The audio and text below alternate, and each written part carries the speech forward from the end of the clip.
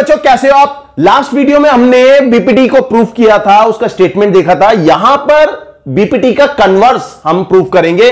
BPT का converse क्या कहता है कि if a line divides any two sides of a triangle in the same ratio, इस बार डिवाइड कर रहा है ये, already divide the same ratio, then the line is parallel to the third side. यहां पर ट्राइंगल हमारे पास है एक, इसमें एक लाइन है जो कि ट्राइंगल की दो साइड को सेम रेशो में डिवाइड कर रहा है, ए बी सी। यहां पर हम ये कहें कि ये डीई इसको सेम रेशो में डिवाइड कर रहा है। अभी ये नहीं बताया कि ये डीई बीसी के पैरेलल है। पैरेलल हमें प्रूफ करना है। बीपीटी में क्या था कि ये दोनों पैरेलल बता रखी थी और हमें ये बताना था कि ये एडी अपॉन डीबी बराबर है एई अपॉन ईसी, ये हमें प्रूफ करना था। लेकिन अब कन्वर्स, इसका वाइस वर्सा कर रहे हैं हम कि यहां ये बता रखा है कि AD upon DB is equal to AE upon EC. ये है ना, divides any two sides of a triangle in same ratio में डिवाइड कर रहा है। This by this is equal to this by this. Then the line is parallel to the third side. Third side कौन सी? ये रही। तो ये लाइन इस थर्ड साइड के पैरेलल होगी, ये प्रूफ करना है। तो प्रूफ करने का तरीका क्या है? देखो यहां पर ये नहीं बता रखा कि ये दोनों पैरेलल हैं। हम ये कहते हैं कि ये इसके पैरेलल नहीं है। DE is not parallel to BC. तो इसके अलावा कोई और लाइन पैरेलल होगी तो हम वो ड्रॉ करते हैं, इसको प्रूफ करते हैं, इसको रब कर देते हैं क्योंकि स्पेस कम रहेगा। ओके, हमें गिवन है, given that triangle A B C और हमें एक लाइन सेगमेंट देखा है, ये DE is a line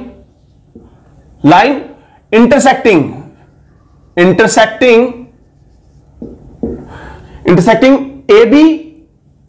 A B को कहां पे कट कर रहा है? डी पर। A B and A C at D and E respectively.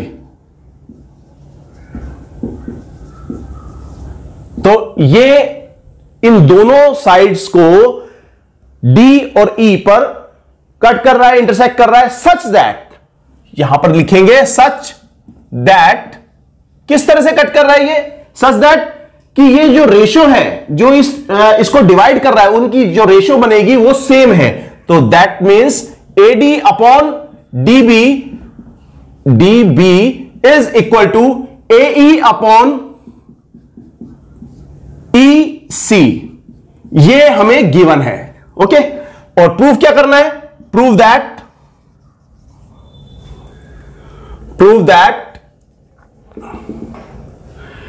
DE is parallel to BC। तो DE is parallel to BC ये प्रूव करना है। देखो इसको कॉन्ट्रेडिक्टरी मेथड से करेंगे। कॉन्ट्रेडिक्टरी मेथड क्या होता है कि हम एक अपनी बात कहते हैं और उसी बात को गलत साबित करते हैं। हम ये कहते हैं कि ये DE is not parallel to BC, DE is not parallel to BC। Then solution कर रहे हैं, let DE is not parallel to BC। BC के पैरेलल नहीं है। अगर पैरेलल नहीं है तो कोई पैरेलल लाइन हम ड्रॉ कर सकते हैं। हम ड्रॉ करते हैं एक कोई line, draw a line parallel to E dash. Then draw a line DE dash parallel to BC। DE dash BC के पैरेलल हमने ड्रॉ की। अभी लग नहीं रही कि ये DE जो है वो DE dash जो है वो पैरेलल है, लगेगी नहीं। हम उसको प्रूफ करेंगे कि वो एक्चुअली एग्जिस्ट ही नहीं करती, एग्जिस्ट ये करती है, जो पैरेलल दिख भी रही है। तो यहां पे कैसे प्रूफ करना है सॉल्यूशन? देखो यहां पे अगर हमें ये पता है कि DE dash as DE dash is parallel to BC, अगर ये दोनों पैरेलल हैं तो हमने बीपीटी में क्या पढ़ा था कि जो लाइन एक लाइन के पैरेलल है a line drawn parallel to one side of a triangle intersecting other two sides of a triangle in distinct points, then it divides the other two sides in the same ratio. तो ये अगर ये दोनों parallel हैं, एक line के parallel है ये डी ई डैश, तो ये दोनों रेशो जो बनेंगी वो सेम होनी चाहिए.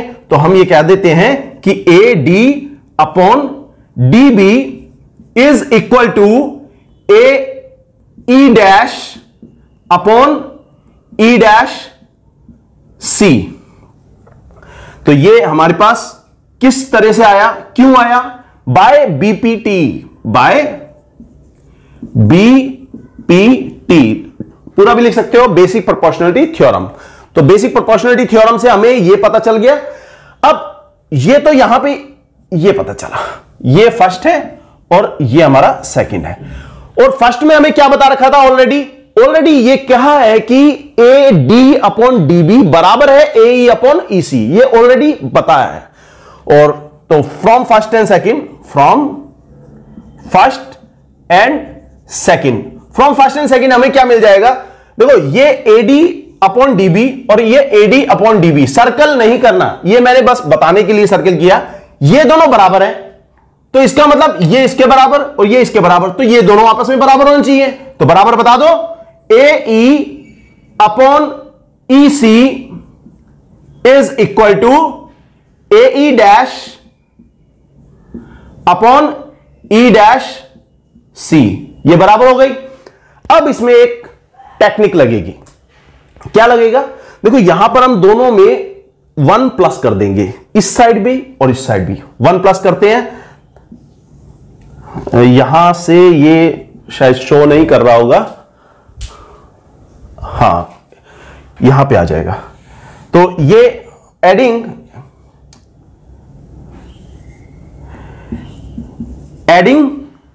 वन बोथ साइड, दोनों तरफ हम 1 प्लस कर देते हैं. तो ये क्या आएगा? A E upon E C plus 1 is equal to A E dash upon E dash C plus 1. दोनों में हमने प्लस 1 कर दिया. एनसीईआरटी में आप देखोगे तो उसमें बस ये बता रखा है कि 1 ऐड करके इसको प्रूव करना है. तो यहां पे मैं एक्चुअल ऐड करके किस तरह से प्रूव करना है वो बता रहा हूं यहां. तो जब हम प्रूफ करेंगे, जब इसको ऐड करेंगे ई सी, ये एलसीएम आ गया, एलसीएम आ जाएगा यहां पे. तो ए ई प्लस ई सी यहां आएगा. इस 1 से ई सी को डिवाइड करा, ई सी आएगा और ई सी ऊपर 1 में मल्टीप्लाई कर देंगे. This is equal to A E dash plus E dash C upon E dash C. अब ये कैसे आया ये देखने वाली बात है. ये दोनों वैल्यू कैसे आ गई? ये जो यहां पे EC प्लस करा, कैसे करा? देखो जब हम वैल्यू प्लस करते हैं, मान लो 2/3 है, इसमें प्लस कर रहे हैं 1, तो क्या आता है? तो हम एलसीएम लेते हैं ना, दोनों का एलसीएम. यहां पे 1 के नीचे क्या है? 1 है. तो एलसीएम लेके ये 3 से इसको डिवाइड करा, कितना आया? या फिर ये करो 1 की मल्टीप्लाई इसमें 2 और ये प्लस 3 की मल्टीप्लाई इसमें 3, ऐसे ही करते हो. लेकिन एक्चुअल मेथड क्या है कि यहां पे एलसीएम लो, एलसीएम लिया, इस 3 से इसको डिवाइड करो, 1 आया, 1 की मल्टीप्लाई 2 में करो, ये 2 आ गया. इस 1 से इस 3 को डिवाइड करो, कितना आया? 3 आया. 3 की मल्टीप्लाई 1 में करो तो ये 3 आया. तो वही तरीका हमने यहां पे देखा कि ये ए E upon E C plus 1 था, तो मैंने 1/1 कर दिया और यहां इसका एलसीएम लिया. ई सी और 1 का एलसीएम क्या आया? ई सी आया. इस ई सी से इसको डिवाइड करा, 1 आया, 1 की मल्टीप्लाई ऊपर कर दी ए ई, ये 1 इससे डिवाइड करा, ए 1 से ईसी को डिवाइड करा, कितना आया? ईसी, और ऊपर मल्टीप्लाई कर दी ईसी में. ठीक है, यही सेम थिंग हमने यहां पे करी. अब ए ई और ईसी, ए ई और ई सी, ये क्या आता है? ये क्या आता है? ए सी आएगा. ये आएगा ए सी. इसको इधर लिख देते हैं.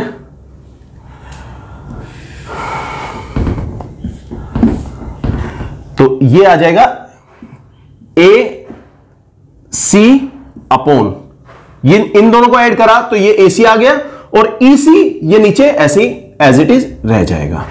दिस इज इक्वल टू, फिर ये बात ए ई डैश प्लस ई सी ई डैश सी, ए ई डैश, ए ई डैश यहां तक फिर ई डैश सी, तो दोनों को ऐड कर देंगे तो ये वापस यही आ जाएगा ए सी अपॉन ई डैश सी, ई डैश सी ये रहा। अब तुम देखोगे कि न्यूमरेटर हमारा दोनों सेम है, न्यूमरेटर सेम है, लेकिन डिनोमिनेटर वैल्यू वो डिफरेंट आ रही है। डिफरेंट इन द सेंस ये लग रहा है कि ई सी और ई डैश सी अलग अलग लग रही है, लेकिन अगर हम एक्चुअल में देखेंगे तो ये यही होगा कि ई और ई डैश, ये ई डैश जो है ये एग्जिस्ट ही नहीं करता, ये क्या है, कोइंसाइड कर रहा है। एक्चुअल में ये ई सी सॉरी, ये जो डी ई है ये डी ई डैश इसी पर ही है, कोइंसाइड कर रहा है, ये दोनों एक ही वैल्यू है, ई डैश और ई एक ही पॉइंट है। तो हम ये कह देंगे thus E C is equal to E dash C, ये ए सी और ये ए सी। जब सेम वैल्यू को हम डिवाइड कर रहे हैं किसी वैल्यू से और रेशियो हमारा सेम आ रहा है, तो क्या होना चाहिए, जो डिनोमिनेटर है वो सेम होना चाहिए ना। तो इसका मतलब ये दोनों बराबर हो गए, तो ये दोनों बराबर होंगे अगर ये लेंथ बराबर है ए ई और ए ई डैश, सॉरी सी ई और सी ई डैश, सी ई और सी ई डैश ये दोनों बराबर है। तो इसका मतलब क्या हुआ, इसका मतलब यही हुआ ई dash and E coincide,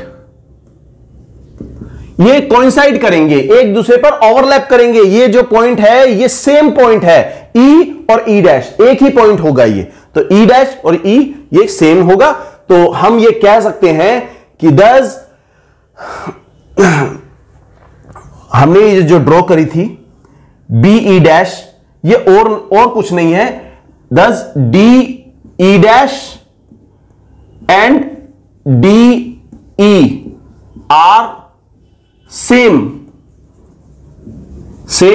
line, ये सेम लाइन होगी और हम ये कह सकते हैं कि D E is parallel to B C, D E is parallel to B C हो जाएगा ये। ओके, तो ये प्रूफ हो जाएगा।